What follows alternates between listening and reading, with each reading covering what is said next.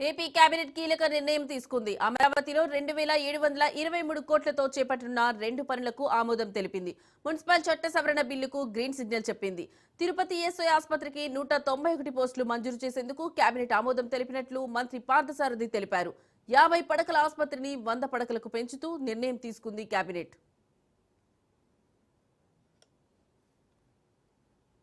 తిరుపతి జిల్లాలో 50 పడకల హాస్పిటల్ ని 100 బెడ్స్ కి అప్గ్రేడ్ చేస్తూ 7,44,8,373 అంచనా వ్యయంతో అప్గ్రేడేషన్ చేయడానికి కేబినెట్ అనుమతించడం జరిగింది.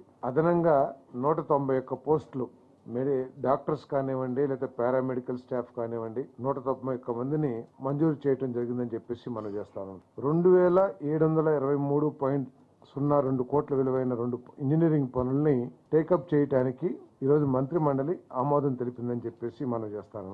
ఈ వర్క్స్ ని క్యాన్సిల్ చేసి ఎవరైతే ఈ అమరావతి నిర్మాణానికి ఆర్థిక సాయం చేస్తా ఉన్నారో వారి సూచనల మేరకు ఈ ఇంత ముందు ఉన్న టెండర్లన్నింటిని కూడా రద్దు చేసి మళ్ళీ ఫ్రెష్ టెండర్స్ ని పిలవటానికి సూచన చేయడం జరిగింది. ఈ పిఠాపురం ఏరియా డెవలప్మెంట్ అథారిటీలో పరిపాలన సజావుగా సాగేందుకు మరియు అభివృద్ధి పనులు మరింత వేగంగా జరిగేందుకు 19 పోస్టులు మంజూరుకై చేసిన ప్రతిపాదనను మంత్రి మండలి ఆమోదించడం జరిగింది. 1 million metric tons per annum green hydrogen ఆధారిత గ్రీన్ అమోనియా తయారీ సామర్థ్యం గల మెసెస్ AM green ammonia India private limited కాకినాడలో ఏర్పాటు చేసేందుకు చేసిన ప్రతిపాదనకు మంత్రి మండలి ఆమోదం తెలిపింది.